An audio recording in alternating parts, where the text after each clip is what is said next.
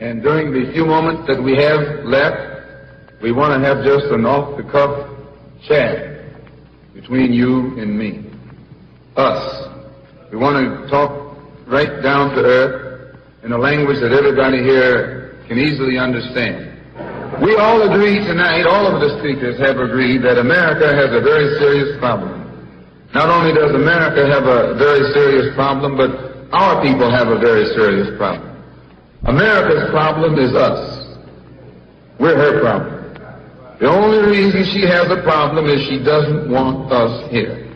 And every time you look at yourself, be you black, brown, red, or yellow, a so-called Negro, you represent a person who poses such a serious problem for America because you're not wanted.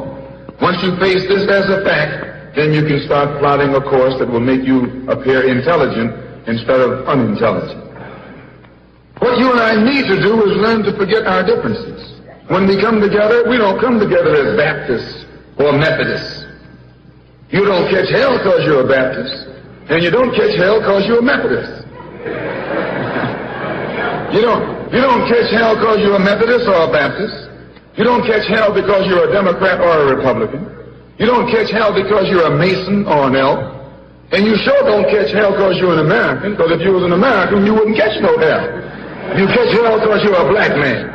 You catch hell, all of us catch hell for the same reason. So we are all black people, so-called Negroes, second-class citizens, ex-slaves. You are nothing but an ex-slave. You don't like to be told that. But what else are you? You are ex-slave. You didn't come here on the Mayflower. You came here in a slave ship, in chains, like a horse or a cow or a chicken. And you were brought here by the people who came here on the Mayflower. You were brought here by the so-called pilgrims or founding fathers. They were the ones who brought you here. We have a common enemy. We have this in common. We have a common oppressor, a common exploiter, and a common discriminator. So once we all realize that we have this common enemy, then we unite on the basis of what we have in common. And what we have foremost in common is that enemy, the white man. He's an enemy to all of us. I know some of you all think that some of them aren't enemies. Time will tell. In Bandung, back in, I think, 1954, was the first unity meeting in centuries of black people.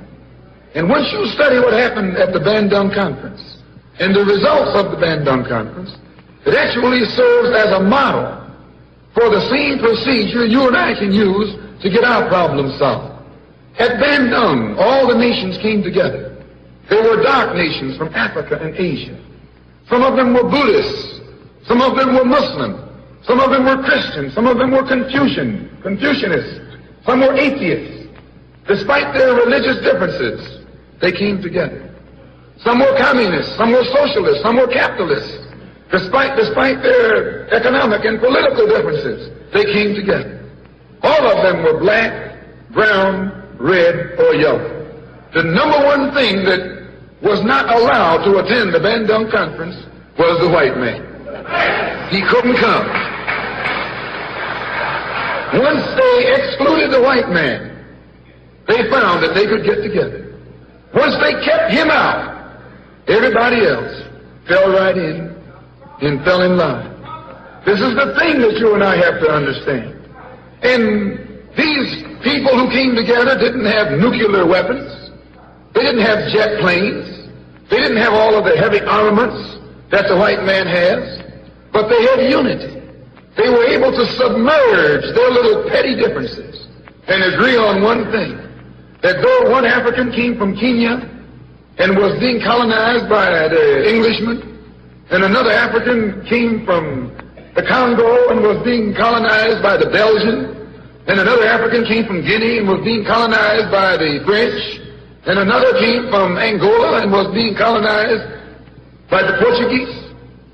When they came to the Bandung Conference, they looked at the Portuguese and at the Frenchmen and at the Englishmen and at the the other Dutchmen and learn or realize that the one thing that all of them had in common, they were all from Europe. They were all Europeans, blonde, blue-eyed, and white-skinned. They began to recognize who their enemy was. The same man that was colonizing our people in Kenya was colonizing our people in the Congo. The same one in the Congo was colonizing our people in South Africa and in southern Rhodesia and in Burma and in India and in Afghanistan and in Pakistan. They realized all over the world where a dark man was being oppressed, he was being oppressed by the white man. Where the dark man was being exploited, he was being exploited by the white man. So they got together under this basis that they had a common enemy. And when you and I here in Detroit and in Michigan and in America, who have been awakened today, look around us, we too realize here in America, we all have a common enemy. Whether he's in Georgia or Michigan, whether he's in California or New York, he's the same man. Blue eyes and blonde hair and pale skin. Same man.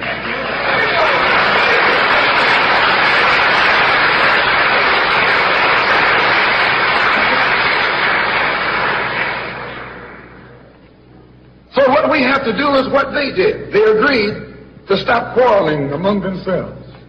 Any little spat that they had, they'd settle it among themselves. Go into a huddle. Don't let the enemy know that you got a disagreement. Instead of us airing our differences in public, we have to realize we're all the same family. And when you have a family squabble, you don't get out on the sidewalk. If you do, everybody calls you uncouth, unrefined, uncivilized, savage. If you don't make it at home, you settle it at home. You get in the closet, argue it out behind closed doors. And then when you come out on the street, you pose a common front, a united front. And this is what we need to do in the community and in the city and in the state. We need to stop airing our differences in front of the white man. Put the white man out of our meeting, number one. And then sit down and talk shop with each other. That's all you got to do.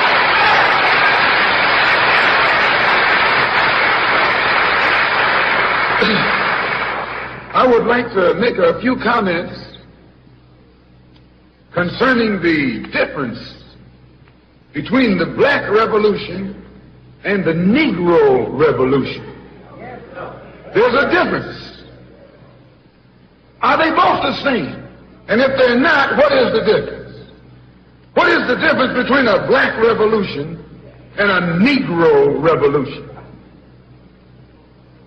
First, what is a revolution? Sometimes I'm inclined to believe that many of our people are using this word revolution loosely, without taking careful consideration what this word actually means and what its historic characteristics are. When you study the historic nature of revolutions, the motive of a revolution, the objective of a revolution, and the result of a revolution, and the methods used in a revolution, you may change words. You may devise another program. You may change your goal and you may change your mind.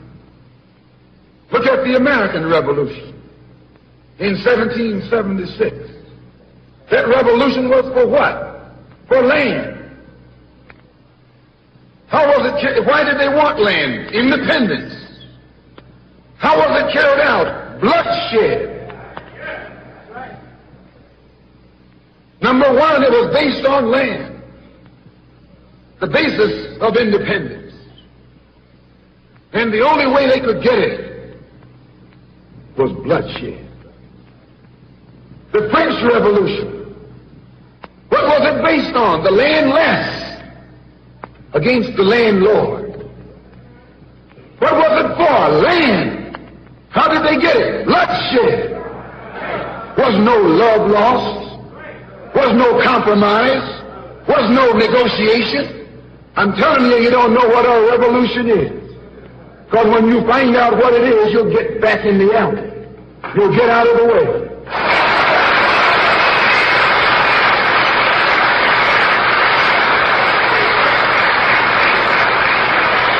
a moment. The Russian Revolution.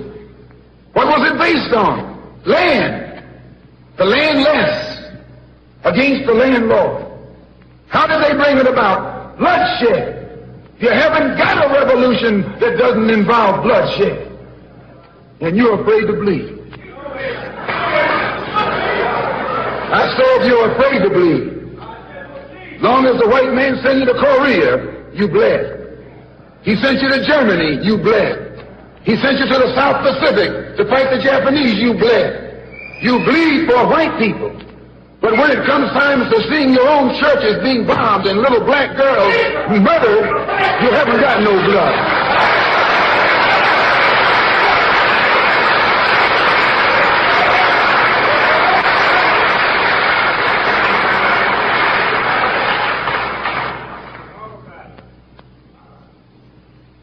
You bleed when the white man says bleed. You bite when the white man says bite. And you bark when the white man says bark. I hate to say this about us, but it's true. How you going to be nonviolent in Mississippi as violent as you were in Korea? How can you justify being nonviolent in Mississippi and Alabama when your churches are being bombed and your little girls are being murdered? And at the same time, you're going to get violent with Hitler and Tojo and somebody else that you don't even know.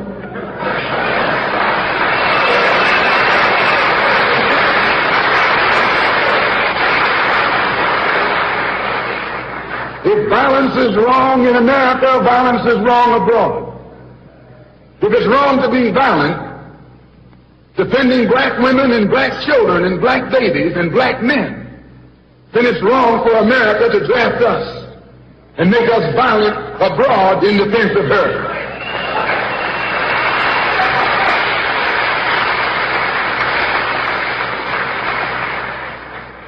And if it is right for America to draft us and teach us how to be violent in defense of her, then it is right for you and me to do whatever is necessary to defend our own people right here in this country.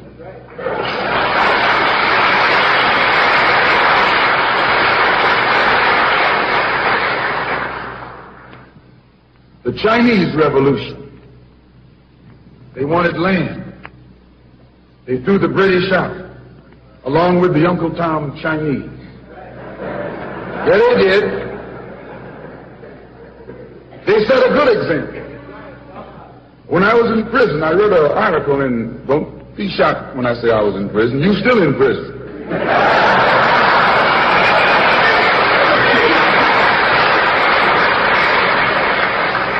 That's what America means, prison. When I was in prison, I read an article in Life magazine showing a little Chinese girl, 9 years old. Her father was on his hands and knees, and she was pulling the trigger because he was an Uncle Tom Chinaman. When they had the revolution over there, they took a whole generation of Uncle Toms, just wiped them out. And within 10 years, that little girl became a full-grown woman. No more Toms in China. And today it's one of the toughest, roughest, most feared countries on this earth by the white man, because there are no Uncle Toms over there.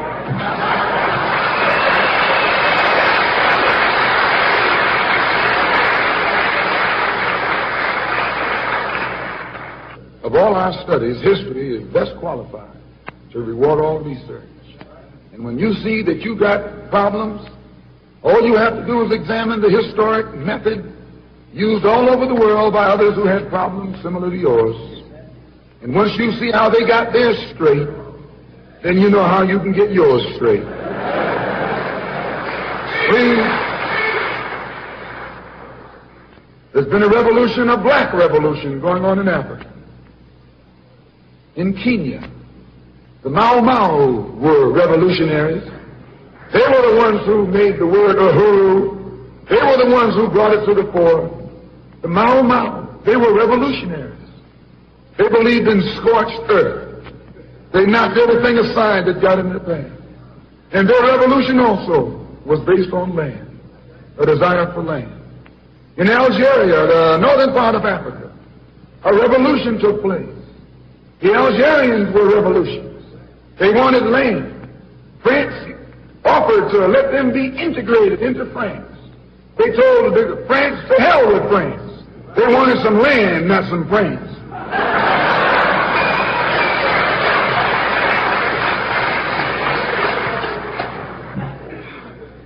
And they engaged in a bloody battle. So I cite these various revolutions, brothers and sisters, to show you, you don't have a peaceful revolution. You don't have a turn the other cheek revolution.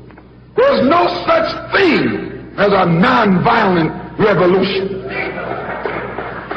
Only kind of revolution that's nonviolent is the Negro Revolution.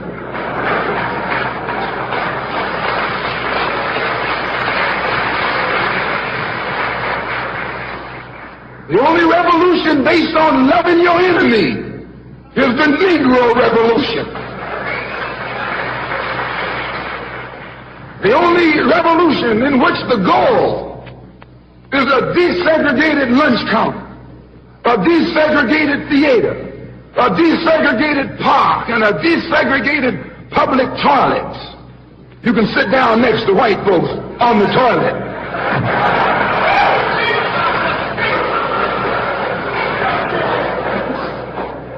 That's no revolution. Revolution is based on land.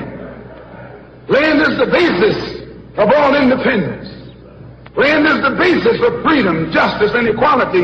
The white man knows what a revolution is. He knows that the black revolution is worldwide, in scope and in nature. The black revolution is sweeping Asia, sweeping Africa. It's rearing its head in Latin America. The Cuban Revolution, that's a revolution. They overturned the system.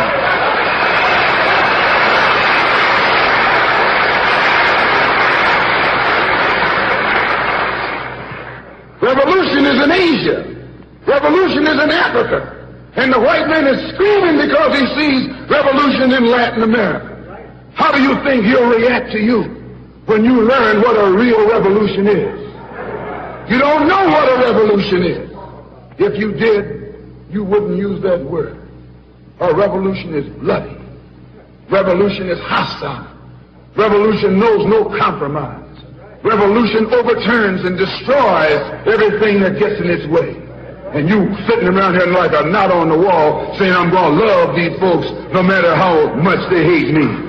No, you need a revolution.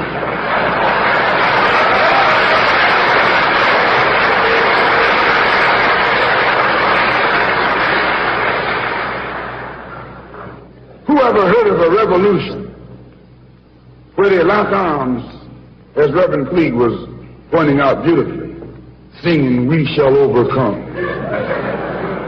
Just tell me you don't do that in a revolution. You don't do any singing, you're too busy swinging.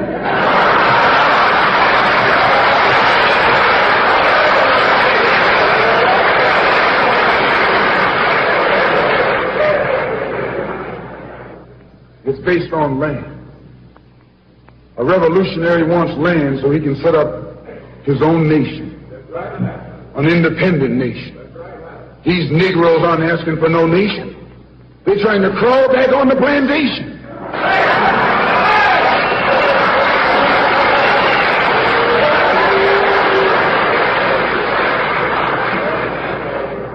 When you want a nation, that's called nationalism. When the white man became involved in a revolution in this country against England, what was it for? He wanted this land so he could set up another white nation. That's white nationalism. The American Revolution was white nationalism. The French Revolution was white nationalism. The Russian Revolution, too, yes, it was white nationalism. You don't think so? Why you think Khrushchev and Mao can't get their heads together? White nationalism. All the revolutions that's going on in Asia, in Africa today are based on what? black nationalism. A revolutionary is a black nationalist. He wants a nation. I was reading some beautiful words by Reverend Cleave pointing out why he couldn't get together with someone else here in the city.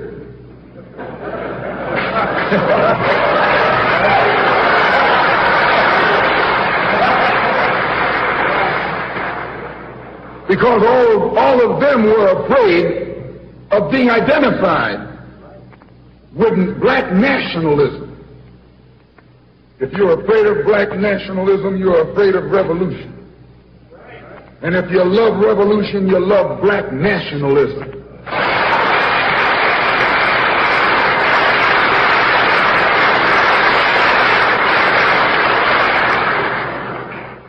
To understand this, you have to go back to what young brother here referred to as the house Negro and the field Negro, back during slavery. There was two kinds of slaves.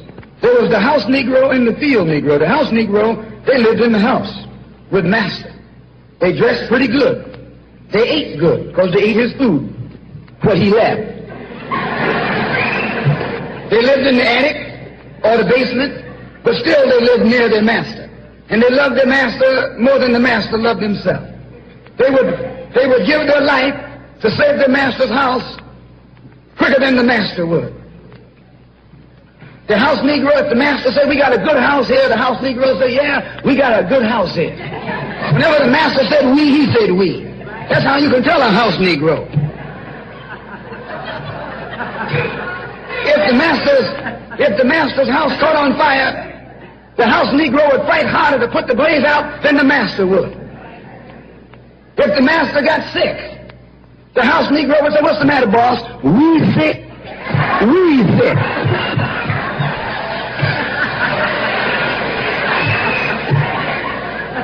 He identified himself with his master more than his master identified with himself. And if you came to the house Negro and said, "Let's run away, let's escape, let's separate," that house Negro would look at you and say, "Man, you crazy. What you mean separate? Where is there a better house than this? Where can I wear better clothes than this? Where can I eat better food than this?" That was that house Negro. In those days, he was called a house nigger. And that's what we call him today, because we still got some house niggers running around here.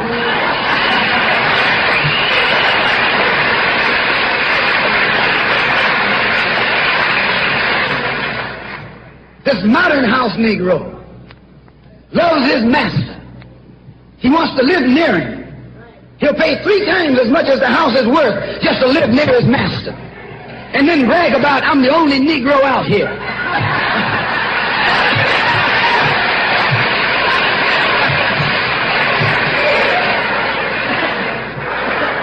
"I'm the only one on my job.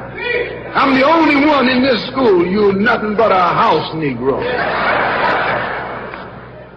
And if someone come to you right now and say, "Let's separate," you say the same thing that the house Negro said on the plantation.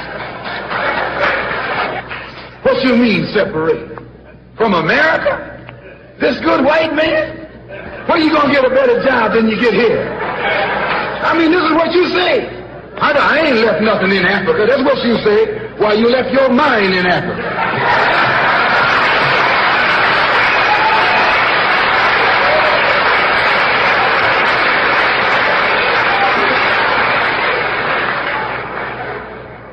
On that same plantation, there was the field Negro.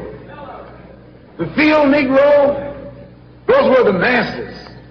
There was always more Negroes in the field than there was Negroes in the house. The Negro in the field caught hell. He ate leftovers. In the house, they ate high up on the hole. The Negro in the field didn't get nothing but what was left of the insides of the hole. They call them chitlins nowadays. In those days, they call them what they were, guts. That's what you were, a gut eater. And some of you all still gut eaters.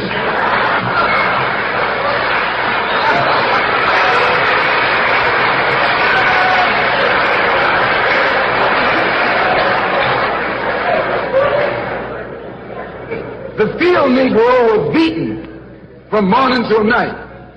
He lived in a shack, in a hut. He wore cast-off clothes.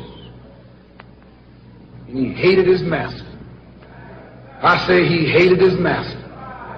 He was intelligent. That house Negro loved his master. But that field Negro, remember, they were in the majority. And they hated his master. When the house caught on fire, he didn't try and put it out. That field Negro prayed for a wind, for a breeze. When the master got sick, the field Negro prayed that he died. If someone come to the field Negro and said, let's separate, let's run, he didn't say, where are we going? He said, any place is better than here.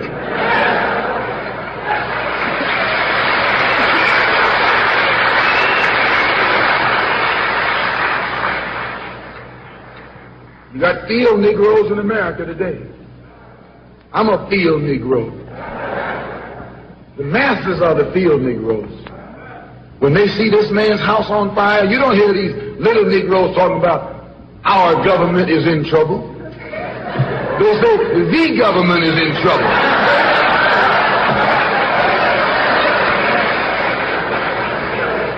Imagine a Negro, our government. I even heard one say, our astronauts. They won't even let him near the plant. And our astronauts. Our Navy, that's a Negro that's out of his mind. That's a Negro that's out of his mind. Just as the slave master in that day used Tom, the house Negro, to keep the field Negroes in check, the same old slave master today has Negroes who are nothing but modern Uncle Toms, 20th century Uncle Toms, to keep you and me in check, keep us under control.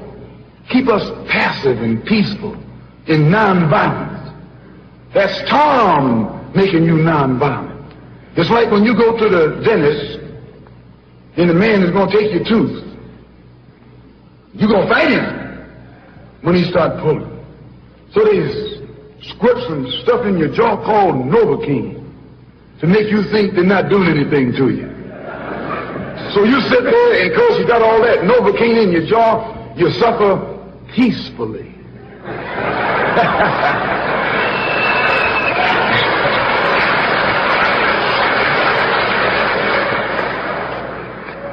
Blood running all down your jaw. And you don't know what's happening. Because someone has taught you to suffer peacefully. The white man do the same thing to you in the street. When he want to put knots on your head and take advantage of you and don't have to be afraid of you fighting back. To keep you from fighting back, he get these old religious Uncle Toms to teach you and me. They're just like Novocaine. Suffer peacefully. Don't stop suffering, just suffer peacefully. As Reverend Cleave pointed out, let your blood flow in the streets. This is a shame. And you know, he's a Christian preacher. If it's a shame to him, you know what it is to me.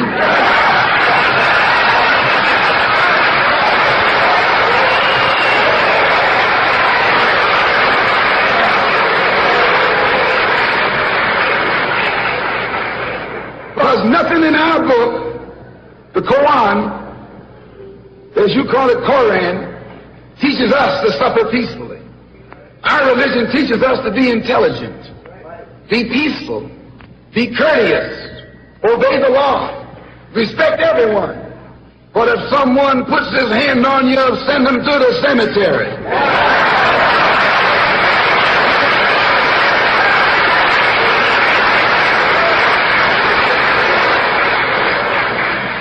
That's a good religion. In fact, that's that old-time religion.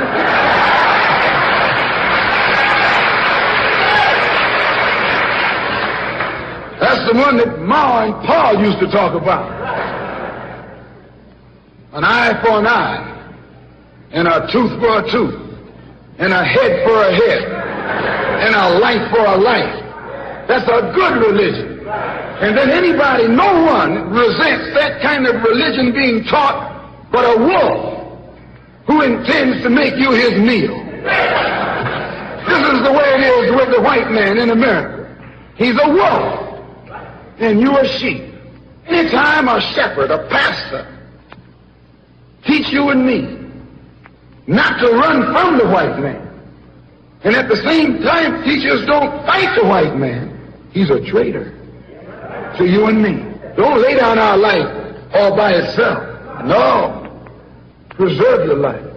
It's the best thing you got. And if you got to give it up, let it be even Stephen.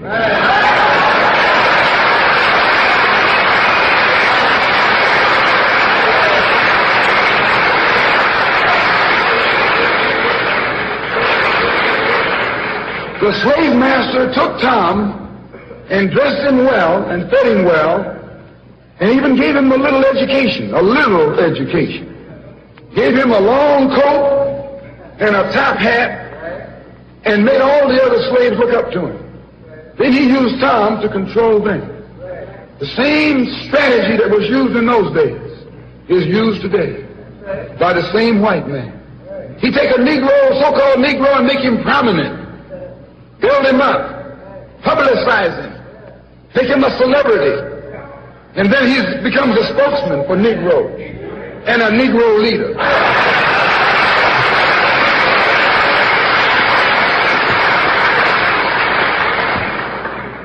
I would like to just mention one thing else quickly, and that is the method that the white man uses. How the white man uses these big guns or Negro leaders against the black revolution. They are not a part of the black revolution. They're used against the black revolution. When Martin Luther King failed to desegregate Albany, Georgia, the civil rights struggle in America reached its low point. King became bankrupt almost as a leader. Plus, even financially, the Southern Christian Leadership Conference was in financial trouble, plus it was in trouble, period, with the people when they failed to desegregate Albany, Georgia. Other Negro civil rights leaders of so-called national stature became fallen idols. As they became fallen idols, began to lose their prestige and influence, local Negro leaders began to stir up the masses. In Cambridge, Maryland, Gloria Richardson.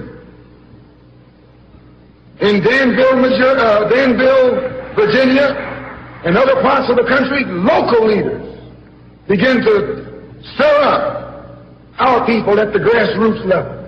This was never done by these Negroes whom you recognize of national stature. They controlled you, but they never incited you or excited you. They controlled you, they contained you. They kept you on the plantation. As soon as King failed in Birmingham, Negroes took to the streets. King got out and went out to California to a big rally and raised about, I don't know how many thousands of dollars. Come to Detroit and had a march and raised some more thousands of dollars. And recall, right after that, Wilkins attacked King, accused King and the Corps of starting trouble everywhere and then making the NAACP get him out of jail and spend a lot of money, and then he accused King and Corps of raising all the money and not paying it back. This happened. I got it in documented evidence in the newspaper.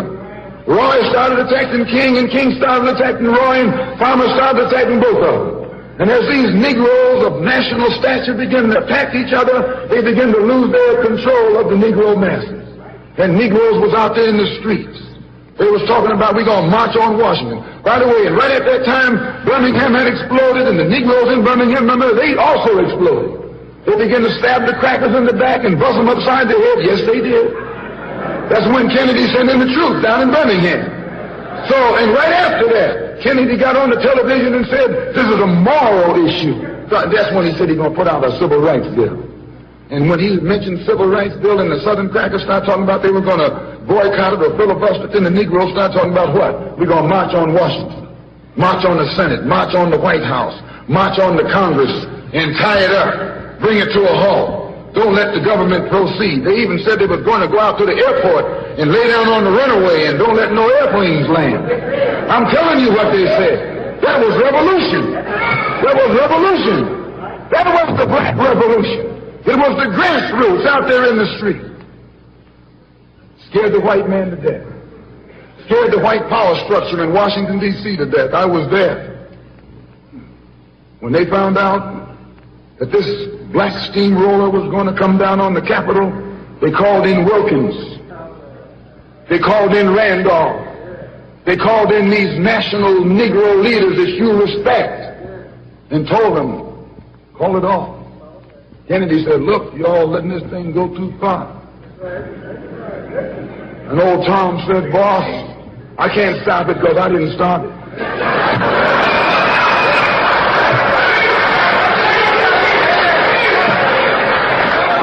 I'm telling you what they said. They said, I'm not even in it, much less at the head of it. They said, these Negroes are doing things on their own. They're running ahead of us. And that old shrewd fox, he said, well, if you all aren't in it, I'll put you in it. I'll put you at the head of it. I'll endorse it. I'll welcome it. I'll help it. I'll join it. A matter of hours went by. They had a meeting at the Carlisle Hotel in New York City. The Carlisle Hotel is owned by the Kennedy family. That's the hotel Kennedy spent the night at 2 nights ago. Belongs to his family. A philanthropic society headed by a white man named Stephen Currier called all the top civil rights leaders together at the Carlisle Hotel and told them that by you all fighting each other, you're destroying the civil rights movement. And since you're fighting over money from white liberals, let us set up what's known as the Council for United Civil Rights Leadership. Let's form this council, and all the civil rights organizations will belong to it. And we'll use it for fundraising purposes. Let me show you how tricky the white man is. And as soon as they got it formed, they elected Whitney Young as the chairman. And who you think became the co-chairman? Stephen Currier, the white man. A millionaire. Powell was talking about it down at the Cobo today. This is what he was talking about. Powell knows it happened. Randolph knows it happened. Wilkins knows it happened. King knows it happened. Every one of that so-called Big Six. They know what happened. Once they formed it, with the white man over it, he promised them and gave them $800,000 to split up between the Big Six. And told them that after the march was over, they'd give them $700,000 more. $1.5 million split up between leaders that you've been following, going to jail for, crying crocodile tears for, and they've nothing but Frank James and Jesse James and brothers.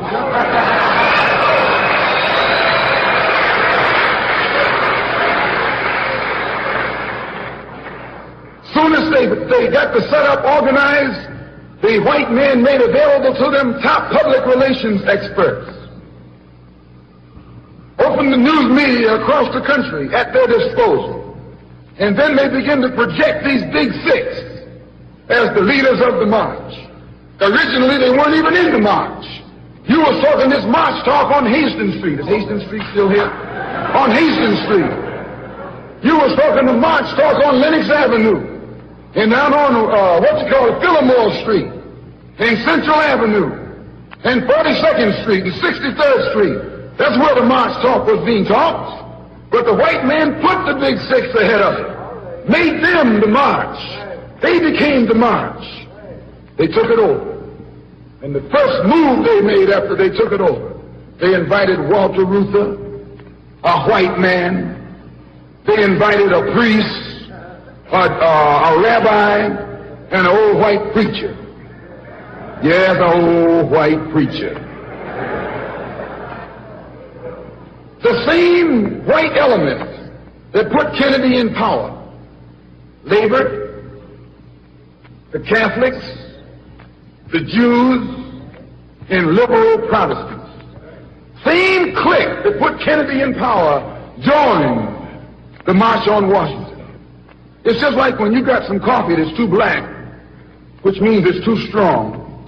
What you do, you integrate it with cream.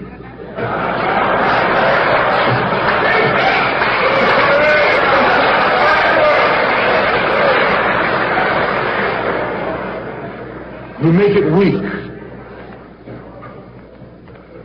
If you pour too much cream in, you won't even know you ever had coffee. It used to be hot, it becomes cool. It used to be strong, it becomes weak. It used to wake you up, now it'll put you to sleep.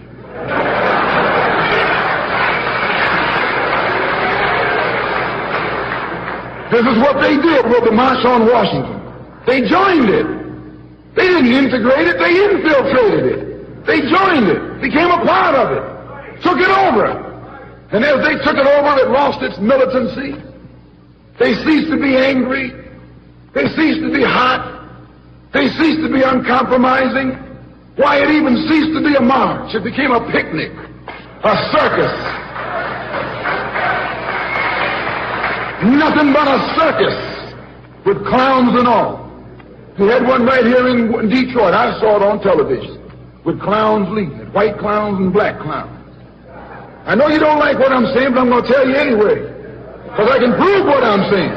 If you think I'm telling you wrong, you bring me Martin Luther King and A. Philip Randolph and James Farmer and those other three, and see if they'll deny it over the microphone.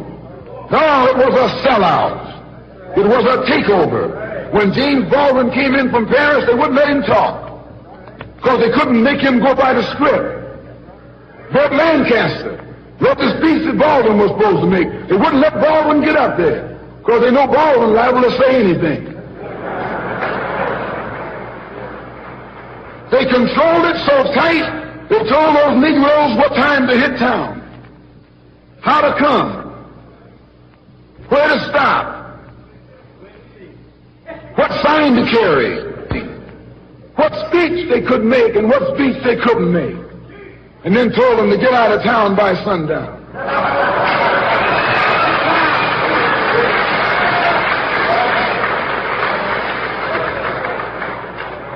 And every one of those Toms were out of town by sundown. Now, I know you don't like my saying this, but I can back it up. It was a circus, a performance that beat anything Hollywood could ever do. The performance of the year. Luther and those other three devils should get a Academy Award for the best actors because they acted like they really loved Negroes and fooled a whole lot of Negroes. And the 6 Negro leaders should get an award, too, for the best supporting cast.